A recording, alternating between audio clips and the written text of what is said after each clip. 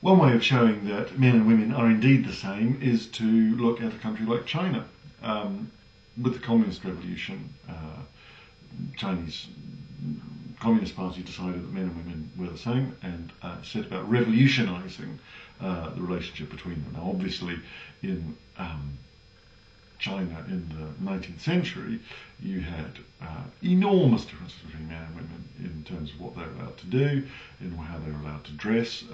Foot binding, for example, was quite common in China in the 19th century and before, where women's feet were bound up so that they weren't allowed to walk. So that it was basically impossible for them to walk. So that obviously they had to stay home and just be mistresses and so on. Now, with the Communist Revolution, that all changed, and a number of generations of Chinese men and women have been brought up with the idea that men and women are exactly the same. And surprise, surprise, it has produced enormous changes in the way men and women behave.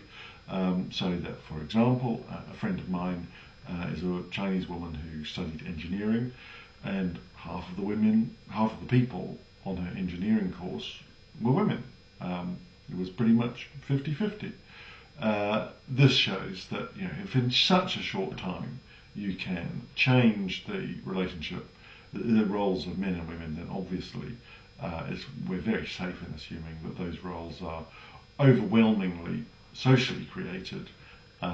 They're not cast in stone. They're not kind of laid down by biological destiny. They're socially created, and if we want to change them, we can. And what's more, at the moment we already are.